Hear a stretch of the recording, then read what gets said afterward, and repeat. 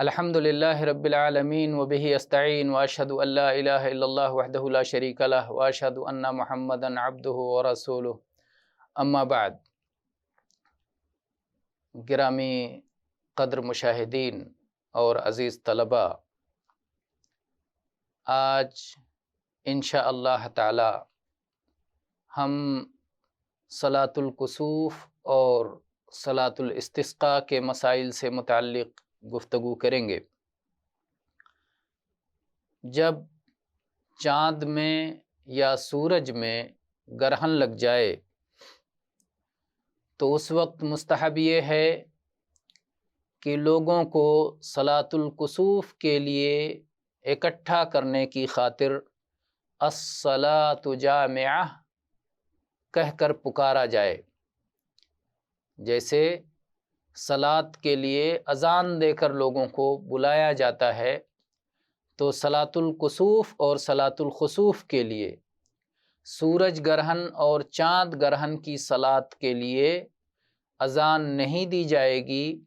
بلکہ الصلاۃ جامعہ کہہ کر کے لوگوں کو بلایا جائے گا۔ اس سلسلے میں عبداللہ ابن عمرو رضی اللہ عنہما کی حدیث ہے، فرماتے ہیں لما کسفت الشمس علی عہد رسول اللہ صلی اللہ علیہ وعلی آلہ وسلم نودی ان الصلاۃ جامعہ۔ یہ حدیث متفق علیہ ہے، صحیح بخاری میں 1045 نمبر پر اور صحیح مسلم میں 910 نمبر پر ہے کہ جب رسول اکرم صلی اللہ علیہ وعلی آلہ وسلم کے زمانے میں سورج پہ گرہن لگا تو ان الصلاۃ جامعہ کہہ کر کے پکارا گیا، لوگوں کو آواز دی گئی۔ پھر جب لوگ مسجد میں اکٹھا ہو جائیں تو امام انہیں گرہن کی صلاۃ پڑھائے، جیسا کہ اس حدیث میں ہے۔ عائشہ رضی اللہ عنہ فرماتی ہیں کہ نبی کریم صلی اللہ علیہ وسلم کی حیات مبارکہ میں سورج پہ گرہن لگا تو آپ مسجد نکل کر گئے، لوگوں نے آپ کے پیچھے صف بنائی، آپ نے تکبیر کہی اور اس کے بعد اللہ کے رسول صلی اللہ علیہ وعلی آلہ وسلم نے طویل قرات کی، دیر تک لمبی قرات کی، اور پھر آپ نے اللہ اکبر کہا اور رکوع میں چلے گئے اور آپ نے لمبا رکوع کیا۔ پھر آپ نے سمع اللہ لمن حمدہ کہہ کر کے رکوع سے سر اٹھایا، آپ کھڑے ہوئے اور ابھی سجدے میں نہیں گئے، پھر آپ نے لمبی قرات کی، یعنی دوبارہ آپ نے رکوع سے اٹھ کر کے قرات شروع کر دی اور لمبی قرات کی، لیکن پہلی قرات کے مقابلے میں یہ قرات کم تھی۔ پھر آپ نے اللہ اکبر کہا اور رکوع میں گئے اور دیر تک رکوع میں رہے، لمبا رکوع کیا، لیکن یہ پہلے رکوع کے مقابلے میں مختصر تھا، کم تھا۔ پھر آپ نے سمع اللہ لمن حمدہ کہہ کر کے سر اٹھایا اور آپ نے کہا ربنا ولک الحمد، اور پھر آپ سجدے میں گئے۔ پھر اس کے بعد اگلی رکعت میں آپ نے اسی طرح کیا۔ اس طرح آپ نے 4 رکوع اور 4 سجدے کیے، یعنی آپ نے 2 رکعتیں پڑھیں اور دونوں رکعتوں میں آپ نے 2 رکوع اور 2 سجدے کے ساتھ پڑھا۔ بقیہ صلاتوں سے مختلف کہ اس میں صرف 1 رکوع 1 رکعت میں ہوتا ہے، لیکن گرہن والی صلات میں اللہ کے نبی صلی اللہ علیہ وسلم نے 1 رکعت میں 2 رکوع فرمائے، یعنی 2 رکعتوں میں آپ نے 4 رکوع اور 4 سجدے فرمائے، اور سلام پھیرنے سے پہلے پہلے تک سورج گرہن ختم ہو گیا۔ یہ حدیث متفق علیہ ہے، صحیح بخاری میں 1046 نمبر پر اور صحیح مسلم میں 901 نمبر پر ہے۔ اسی طرح سے سنت یہ ہے کہ جب امام صلاۃ سے سلام پھیر دے، سورج گرہن اور چاند گرہن کی صلاۃ مکمل کرنے کے بعد، سلام پھیرنے کے بعد لوگوں کے لیے خطبہ دے اور انہیں واعظ و نصیحت کرے، انہیں نیک اعمال کا شوق دلائے، نیک اعمال کی ترغیب دے۔ عائشہ رضی اللہ عنہ بیان کرتی ہیں کہ اللہ کے نبی صلی اللہ علیہ وسلم نے اس دن، جس دن سورج میں گرہن لگ گیا، صلاۃ ادا کی، اور عائشہ رضی اللہ عنہ نے پھر صلاۃ کا پورا طریقہ بیان کیا جیسا کہ ابھی ہم بیان کر چکے ہیں۔ پھر فرماتی ہیں کہ آپ نے جب سلام پھیرا، سورج گرہن ختم ہو چکا تھا، آپ نے لوگوں کو خطبہ دیا اور آپ نے اپنے خطبے میں فرمایا کہ ان الشمس والقمر آیتان من آیات اللہ، کہ سورج گرہن اور چاند گرہن یہ اللہ کی نشانیوں میں سے دو نشانیاں ہیں۔ لا یخسفان لموت احد ولا لحیاتہ فاذا رأیتموها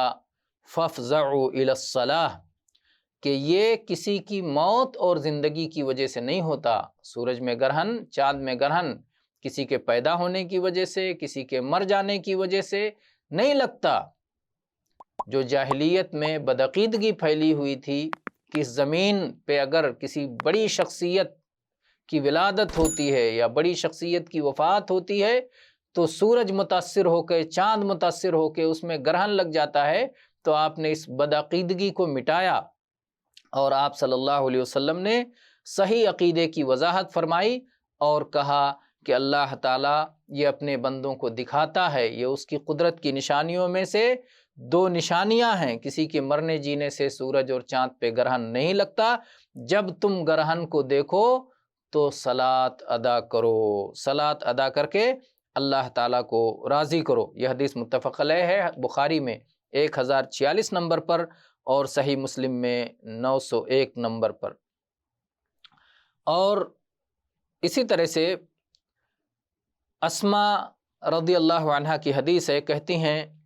کہ سورج گرہن کے وقت اللہ کے نبی صلی اللہ علیہ وسلم نے غلاموں کو آزاد کرنے کا حکم دیا۔ آپ نے حکم دیا کہ غلاموں کو آزاد کیا جائے، جو ایک بہت بڑی نیکی ہے۔ غلامی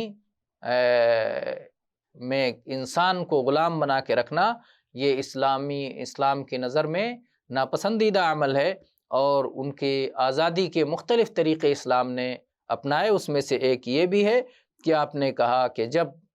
سورج گرہن کا وقت ہو تو اس وقت غلاموں کو آزاد کرو اور اس طرح سے اللہ کی رضا حاصل کرو۔ یہ حدیث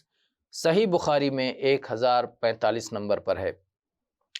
ابو موسیٰ اشعری رضی اللہ عنہ بیان کرتے ہیں کہ نبی کریم صلی اللہ علیہ وسلم کے زمانے میں ایک دن سورج گرہن ہوا، آپ گھبرائے ہوئے تیزی کے ساتھ اٹھے اور یہ اندیشہ کر رہے تھے کہ کہیں قیامت نہ آ جائے۔ آپ مسجد میں تشریف لائے، آپ نے لمبے قیام کے ساتھ صلاۃ ادا فرمائی، لمبا رکوع بھی کیا، لمبا سجدہ بھی کیا۔ اس سے پہلے اتنا لمبا قیام، اتنا لمبا رکوع اور اتنا لمبا سجدہ کرتے ہوئے پہلے میں نے نہیں دیکھا تھا۔ کہتے ہیں پھر اللہ کے نبی صلی اللہ علیہ وسلم نے فرمایا کہ یہ اللہ کی نشانیاں ہیں جنہیں اللہ تعالیٰ اپنے بندوں کے لیے بھیجتا ہے، یہ کسی کے مرنے یا جینے کی بنا پر نہیں ہوتا۔ اللہ تعالیٰ اس طرح سے اپنے بندوں کے دلوں میں خوف پیدا کرتا ہے۔ تو جب تم اس طرح کی کوئی چیز دیکھو تو اللہ کے ذکر سے، اللہ کی دعا سے اور اللہ کی استغفار کے ذریعے سے اپنی گھبراہٹ کو ختم کرو۔ اپنے گھبراہٹ اور اپنے خوف کا خاتمہ کرو، اللہ کو یاد کر کے، اللہ سے دعا مانگ کر کے، اللہ سے مغفرت طلب کر کے، استغفار کر کے۔ یہ حدیث متفق علیہ ہے، صحیح بخاری میں 1059 نمبر پر اور صحیح مسلم میں 912 نمبر پر ہے۔ جو اللہ کے نبی صلی اللہ علیہ وسلم نے یہ فرمایا کہ ذکر، دعا اور استغفار کے ذریعے سے اپنے خوف کو دور کرو، حکم دیا ہے، اس بنیاد پر بعض اہل علم نے صلاۃ الکسوف کو فرض کفایہ قرار دیا ہے، جیسا کہ امام ابی عوانہ رحمہ اللہ نے اپنی صحیح میں یہی باب قائم کیا ہے، بیان وجوب صلاۃ الکسوف، اور پھر بعض ان احادیث کا ذکر کیا ہے جس میں اس کا حکم آیا ہے، اور امام ابن خزیمہ نے بھی اپنی صحیح میں یہی طریقہ کار اپنایا ہے۔ حافظ ابن حجر رحمہ اللہ فتح الباری میں فرماتے ہیں فالجمہور علی انہا سنت مؤکدہ، جمہور اہل علم کی رائے یہ ہے کہ یہ سنت مؤکدہ ہے، اور صحیح ابی عوانہ میں اس کے وجوب کا ذکر ہے، اور فرماتے ہیں میں نے ان کے علاوہ کہیں ایسا نہیں دیکھا سوائے امام مالک کے کہ انہوں نے اسے جمعہ کے طریقے پر جاری کیا ہے، اور زین ابن منیر امام ابو حنیفہ سے نقل کرتے ہیں کہ انہوں نے بھی اسے واجب کہا ہے۔ ایسے ہی حنفی مسلک کی فقہ کی کتابیں لکھنے والے بعض اہل علم نے بھی اسے واجب ذکر کیا ہے۔ بہرحال سنت ہے، مؤکد ہے، اگر واجب نہیں ہے تو سنت مؤکدہ یہ ہو جائے گا۔ تو یہ رہے صلاۃ کسوف اور خسوف کے مسائل۔ اب ہم آتے ہیں صلاۃ استسقاء سے متعلق۔ جس وقت بارش رک جائے اور زمین پانی کے قطروں کے لیے تڑپ رہی ہو، انسانوں کو بارش کی ضرورت ہو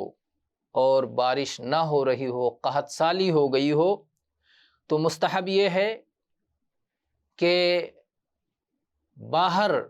صلاۃ ادا کرنے کے لیے نکلا جائے، صلاۃ الاستسقاء کے لیے گھروں سے باہر میدان میں نکلا جائے، اور امام 2 رکعتیں لوگوں کو صلاۃ استسقاء پڑھائے، جس میں خوب دعائیں کرے اور خوب استغفار کرے، اللہ سے مغفرت طلب کی جائے، اور اپنی چادر تبدیل کر لی جائے، داہنے طرف والی چادر کو بائیں طرف، دائنا کونا بائیں کر دیا جائے اور بائیں کو دائیں کر لیا جائے۔ اس سلسلے میں عباد ابن تمیم اپنے چچا عبداللہ ابن زید سے روایت کرتے ہیں، کہتے ہیں کہ نبی کریم صلی اللہ علیہ وسلم صلاۃ ادا کرنے والی جگہ کی طرف نکلے اور آپ اللہ سے بارش طلب کر رہے تھے۔ آپ نے قبلہ کی طرف منہ کیا، 2 رکعتیں صلاۃ ادا کی اور اپنی چادر کو پلٹ دیا۔ سفیان کہتے ہیں کہ مسعودی نے ابو بکر سے روایت کی کہ آپ نے داہنے کونے کو بائیں جانب پھیر دیا، اور پھر انہی سے روایت ہے، کہتے ہیں کہ میں نے نبی کریم صلی اللہ علیہ وآلہ آلہ وسلم کو دیکھا کہ آپ اللہ سے بارش مانگنے کے لیے نکلے، اور آپ نے لوگوں کی طرف اپنی پیٹھ کی، قبلہ کی طرف اپنا منہ کیا اور اللہ تعالیٰ سے دعائیں مانگی، اور اپنی چادر کو آپ نے بدل لیا، جو دائنا حصہ تھا اسے بائیں طرف کر دیا، داہنی طرف جو حصہ تھا اسے بائیں طرف پلٹ دیا، اور پھر آپ نے 2 رکعتیں صلاۃ ادا کی، جس میں بآواز بلند قرات کیا، جہری قرات فرمائی آپ نے۔ یہ حدیث صحیح ہے، صحیح بخاری میں 1025 نمبر پر ہے، اور حدیث کی اور بھی کتابوں میں ہے۔ تو یہ رہے کچھ مسائل جو کہ صلاۃ استسقاء سے متعلق تھے۔ تو آج ہم نے صلاۃ کسوف اور صلاۃ استسقاء سے متعلق گفتگو کی۔ اللہ تعالیٰ سے دعا ہے کہ اللہ تعالیٰ ہمیں دینی احکام کو سیکھنے اور ان کے مطابق عمل کی توفیق عطا فرمائے۔ آمین۔ وآخر دعوانا ان الحمد للہ رب العالمین، وصلی اللہ علی نبینا وسلم۔